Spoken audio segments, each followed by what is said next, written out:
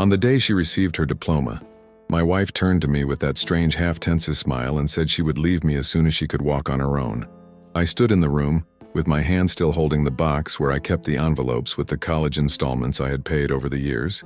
She said that as if she were warning that dinner was going to get cold, as if our marriage was a temporary stage of her life, something that could be discarded at the first sign of independence. I heard the whole sentence without interrupting, but inside me something screamed. It wasn't anger, it was clarity. I realized that this woman with whom I shared the house, the car, the plans, and even the health insurance contracts was finally taking off the mask. And at that moment, I stopped being a victim. I became an observer. She thought I hadn't noticed anything. He thought I was too busy with my codes, meetings, and company goals. She thought I hadn't noticed the whispers on the phone, the messages deleted too quickly, the short smiles when I asked her where she was going. I work in Seattle, in a big tech, and my income easily exceeds $500,000 a year between salary, bonuses, and stocks. On the outside, I looked like that classic husband who supports the house and trusts too much. But inside, I was always strategic. He always knew how to connect signals. I've always been the kind of man who reads behavior before reading contracts. She was in a hurry. I had the time. And I had already understood that this discourse of building a future together was nothing more than a script to get exactly where she wanted. I remember when she asked me for help to go back to school. He said that the digital economy was the way, that he wanted to enter the technology market, that he wanted to be someone, and that together our careers would be a team. I believed it. I opened my wallet, signed the financing, paid each monthly fee without complaining. I always thought marriage was a partnership. She said that she had not come from a family with money, that no one had ever believed in her, and I wanted to be that person who believes. But now, looking back, I realized that I was just the springboard. She calculated everything. The right course, the right certifications, the right contacts. And on the very day she received her diploma, she delivered the final message. Now I can walk alone. When I heard that, I didn't answer anything. I just stared at it, as if I was analyzing a line of code that finally showed the hidden error. The way she held the papers, the posture of her spine, the look that avoided mine. It was all rehearsed. It was the final line of someone who had already practiced that in front of the mirror. She thought she was in control of the situation. But the truth is that I already knew about the conversations. I'd already seen messages at night when she thought I was sleeping after coding until late. I had heard whispers when she went out to solve a group work. I had already understood that the plan was not freedom. It was escape. I kept quiet because I realized that I didn't need to win by shouting. Sometimes the strength is in letting the other think they are in charge.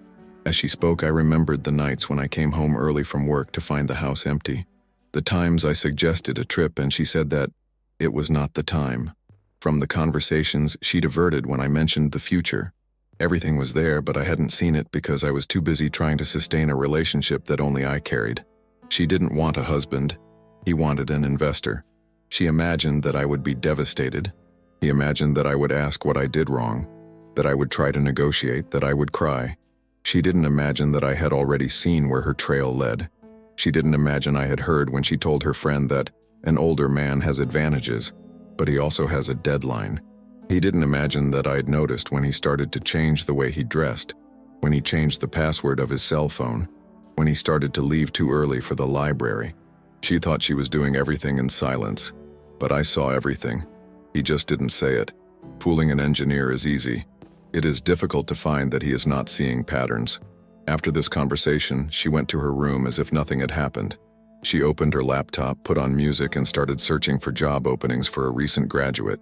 I stood in the living room, taking a deep breath, thinking about all the nights I'd slept, thinking I was building something solid. The truth hit me hard. She was just waiting for the diploma to cut the cord. But what she didn't know is that I also had my own documents. I keep everything. Receipts, contracts, emails. My life has always been structured. And when I realized that she was preparing her departure, I started to prepare my answer. She had greed. I had the documents. And there, standing in the middle of the room, I realized that my story would not end with abandonment. It would end with revelation. I wasn't going to chase it. I wasn't going to beg. I wasn't going to humiliate myself. My answer would not be emotional. It would be strategic. And she never saw it coming. because as she ran to achieve freedom, I was building the exact path where she would stumble on her own. After that day, I started to observe everything with another lens. Nothing escaped anymore. Every sentence of hers, every step inside the house, every change in mood seemed to confirm that her plan was in execution. It was like watching someone dismantle a bridge that you built yourself piece by piece, thinking that you would not notice. She talked about the future as if describing a trip to which you were not invited. Sometimes she said she was tired, that she needed space, that she had a lot on her mind, and I just listened, because I wasn't trying to understand it anymore. I was recording every detail. She started going out more, always with new excuses. A leadership workshop, a meeting with a teacher, a get-together for the class. Before, she warned me of everything. He sent me messages, asked if he needed me to look for something. Now, she only warned at the last minute. He didn't ask if I wanted to go along. He didn't explain why it took so long. She came back late and tired, as if she were carrying a secret that was too heavy. I didn't ask anything because I knew that any question I asked would be treated as an invasion. She was already emotionally somewhere else, and I, watching, just let her follow her own path. I began to realize that she had also changed the way she spoke to me. It was colder, more distant, more objective. When I asked about something simple, she answered without looking me in the eye. When I said I had made dinner, she took the plate as if fulfilling an obligation. When I came home from work and told her about some achievement of the day, she didn't seem to listen. It was as if I had stopped being Theman who paid for everything, and had become just the man she had to endure until she cut the cord. I didn't victimize myself. I just wrote it down mentally. She thought I hadn't realized the real intentions, but I had noticed, yes, and long before the diploma. It was at that time that I noticed something that caught my attention. She began to hide her cell phone. Before, I left it on the table, on the sofa, on the kitchen counter. Now I carried it everywhere, even when he went to get water. When a notification appeared, she turned the device down. When she was on the couch and I entered the living room, she locked the screen too quickly. None of this was news to me. I had seen this behavior before in the office, in colleagues who were preparing to resign and didn't want anyone to find out. I knew this movement. It was the way of someone who is finalizing a plan, but does not want to expose it before the time. I could have confronted it. I could have asked who the person she was talking to was. I could have questioned why she changed the subject whenever I mentioned our future. But I didn't want emotional responses. I wanted facts. And in silence, I was collecting everything. Notes, receipts, emails that showed that I had paid for all of her college. Documents that proved the financing I made in her name and paid with my money. Rental contracts, energy bills, health insurance, monthly payments. She seemed to forget that in a country like the United States, everything is documented. And I've always been too organized to let something loose. She was in a hurry. I had the time. And time is cruel when you think you're fooling someone who doesn't react. Because she mistook my silence for blindness. He thought that the fact that I was a quiet man made me easy to manipulate. Often, people like this think that those who pay for everything are emotionally dependent. They think that older men will accept anything so as not to lose a younger wife. She believed that. He believed so much that he spoke carelessly, made decisions without thinking, behaved as if I was the last to notice anything. But I noticed everything. And every little mistake of hers turned into a piece of a box that I was slowly putting together. Over time, I realized that she was trying to provoke me to take the action of breaking up. He began to act indifferently, stopped offering any affection, avoided talking to me before going to sleep. It was as if I was trying to create an unbearable atmosphere so that I would ask for a divorce myself, because for her, that would solve everything. If I were the one to close, she could leave the house saying that it was my fault, that he wanted to break up, that she just complied. She would have a clean narrative. I would be the villain of the story itself. But when you live with someone for years, you learn to identify when they're acting out. And I saw clearly that every coldness was calculated. But there was one detail that she ignored. I know the legislation here. I know rights, duties, and obligations that arise when one spouse fully funds the other's education. I knew she was building a fragile story. She thought that leaving quickly could avoid consequences. But in the United States, recorded time is proof. Proven money is fundamental, and everything I had saved over the years would be enough to show that I was not a naive financier. I was responsible for the investment she used to launch herself. As she tried to run away from me, I was standing there watching her every step. And that's exactly why I wasn't in a hurry. Because unlike her, I didn't have to hide anything. I had the truth. And the truth always comes at the right time. A few weeks after that diploma conversation, I began to realize that she was different in a deeper way. It wasn't just coldness. It was preparation. She woke up earlier, dressed up better, spent more time choosing clothes, makeup, perfume. He said he needed to make a good impression because he was starting to send resumes. It felt like a new version of her, but not a version to me. It was the version she was preparing for the world that wanted to live without me. And every detail of it was clear when I watched from afar. She looked at herself in the mirror as if rehearsing. He ran his hand through his hair with a calculated movement. He changed his posture when he received a message on his cell phone. It was as if it were someone else inside my house. I continued to act as if nothing was happening. I went to work, arrived, prepared dinner, did my things. But every day I saw more signs. She started spending more time outside the house. She said she was going to study at the coffee shop near the university. But when I asked her what she was studying, she always answered vaguely. And I saw in the eyes that it was not study at all. It was a meeting. It was a rehearsal. It was flat. She just didn't imagine that I had understood this long before she realized that I was being too obvious. There was a day when she arrived with a bag of new clothes. She almost never bought clothes without showing me first, without asking for an opinion. But this time she ran into the room and hid everything in the closet as if she was afraid I would ask. I didn't ask anything. I just watched. And the more I watched, the more I saw that she was drifting away emotionally, physically, and even morally. It was as if she had decided that I was no longer part of her life and was just waiting for the right moment to cut everything at once. I also started to notice the way she reacted when I said that something at work had gone right. Before, she vibrated with me. Now she barely lifted her head from her cell phone. The truth is that she no longer wanted to be part of my achievement. She wanted her own achievement to be enough to step out of my shadow. The diploma I paid for was the passport to the freedom she wanted. And what perhaps hurts the most in a man is not the way out. It is realizing that he financed the door through which the person leaves. She tried to hide it, but I saw that she was getting anxious. Sometimes she would sit at the kitchen table and fiddle with the ring as if it bothered her. Other times he sighed deeply and stared at the door as if he were imagining the day he would leave carrying suitcases. I learned not to need explanations. Behavior speaks louder than words. And her behavior screamed that that marriage for her was already over. She just needed time to make it official. It was then that something happened and reinforced everything I already knew. She received a call. I was walking in through the front door and heard only the end of the conversation. She said, "I know, just a few more weeks, please." When he saw me, he was startled. He almost dropped his cell phone. She said it was a friend from college asking for help with an exam. But her tone of voice was not that of someone who was talking about studies. It was from someone who is being pressured to make a decision. And I, who live with people of all kinds at work, recognize when someone is under influence. She was. I went to the bedroom and sat on the edge of the bed, breathing slowly. It was there that I always understood everything more clearly. She thought I was slow.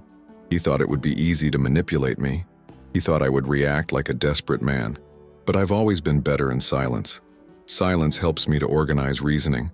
Silence helps me to observe without getting in the way. And in that silence, I remembered something I had heard from a coworker once. Whoever wants to abandon you always underestimates your ability to see. And that's what she was doing. Underestimating. She continued with the routine of hiding things, of leaving without explaining, of pretending that she was too busy to talk. I didn't change anything. I still made coffee in the morning. I still asked if I needed anything at the market. I still fulfilled my obligations. Not because I was naive, but because my every gesture was proof that I was doing my part until the end. And that was important, because when you know someone is about to turn their back, everything you do becomes a record, and everything that the other fails to do becomes evidence. She thought I was oblivious, but I was already 2 steps ahead. I started to keep receipts in another envelope. I started printing important emails.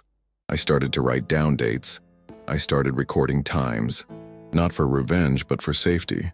Because when someone prepares a strategic exit, you need to make sure that you don't get wrongly accused.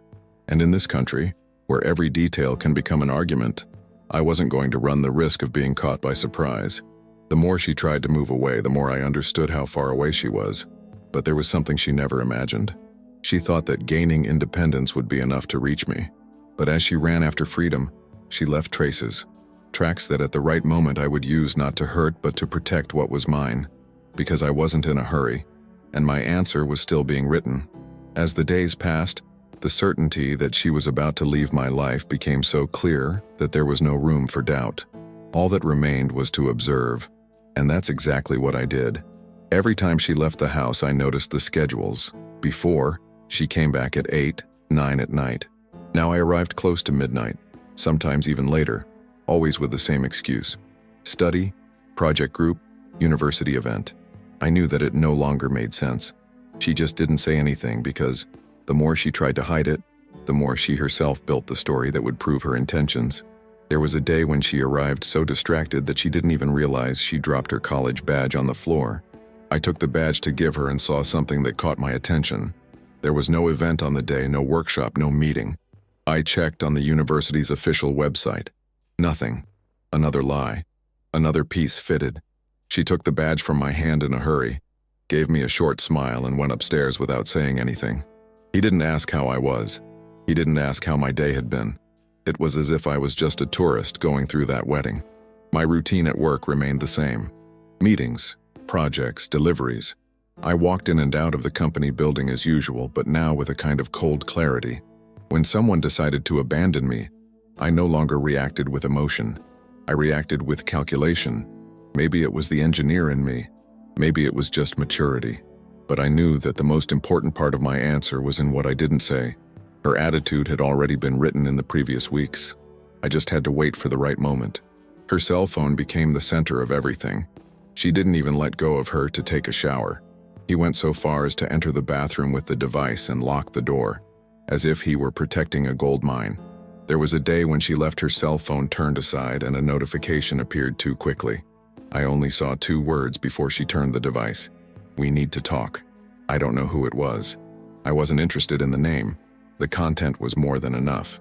When someone says we need to talk outside the wedding, the story is already written. I always made it clear to myself that I wouldn't be the kind of man who would make a fuss. I wouldn't cry for explanations. I wouldn't scream. I wouldn't threaten. Because these attitudes are usually exactly what the other person expects to justify leaving. She wanted me to lose control. She wanted me to make the mistake that would allow her to take on the role of victim. But I wasn't going to give that away for a second. The more she tried to tease me with silence, coldness, or distance, the more I strengthened myself internally.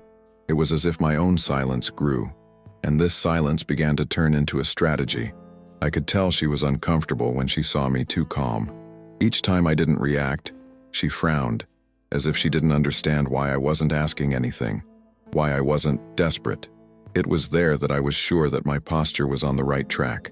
Because when a person is wrong, the absence of their reaction becomes a mirror, and no one likes to see themselves in a mirror that shows exactly who they are. She began to make mistakes. She arrived emotionally altered, spoke louder when she answered certain calls, sighed deeply when I entered the room. One day she said, without realizing it, "Just a few more days and everything will be solved." When I said, "What can be solved?" she froze. He said he was talking about the course completion work, but the tone did not match an academic work. It matched an almost finished plan. I continued to collect evidence without haste. Documents, statements, receipts, prints off emails that I had sent myself to pay for registration and tuition. Every day the box became more complete. I didn't do it out of malice. He did it for protection. Because when someone decides to walk away spitting ingratitude, you need to be ready for this can blow, the twisted narrative. And I knew that this narrative was coming. The day everything finally changed started in a simple way. I came home from work a little earlier, a rare thing, and found her in the kitchen. She was sitting at the table, staring at her phone with an expression that was neither one of joy nor concern. It was the expression of someone who made a decision and just needed to build up the courage to announce it. When she saw me entering, she straightened her posture and placed her cell phone with the screen facing down. I already knew. She just didn't know that I knew. She took a deep breath, crossed her hands as if she were about to submit a formal request, and said she needed to talk. I sat on the sofa in the living room. keeping the calm I'd carried for weeks. She began to talk about how she had matured, about how she was seeking independence, about how she needed to find herself, about how life has cycles, all with rehearsed, almost memorized phrases. It even seemed that he was reading from a script that he had repeated 1,000 times in front of the mirror. When he finished, he let out the final sentence. "I think it's better for everyone to go their own way." I just watched her, without interrupting, without question, without asking for further explanation. She tried to understand my calmness, but calmness was always my advantage. When she realized that I wasn't going to argue, she got nervous. He said that it didn't want to hurt, that it was a difficult decision, that it wasn't my fault. And every word of her showed me that the plan was ready, but what she didn't expect was the absence of chaos. She wanted me to be destroyed. He wanted me to beg. He wanted me to humble myself. But I just stared. That's when I got up and went to the office. I opened the drawer where for weeks I had been keeping everything. I placed the folder on the living room table. She frowned and asked what it was. I just said I needed her to read it. Inside the folder were receipts, payment receipts, contracts, statements, and all documentation from the college she attended, fully paid for by me. Along with it, old emails with her promises about partnership, about the future, about union. Nothing emotional, just facts. Simple, clear, recorded things. She turned pale as she flipped through each paper. He tried to smile, said that it wasn't necessary, that I was exaggerating, that I didn't need to complicate it. But I already knew the reason for the nervousness.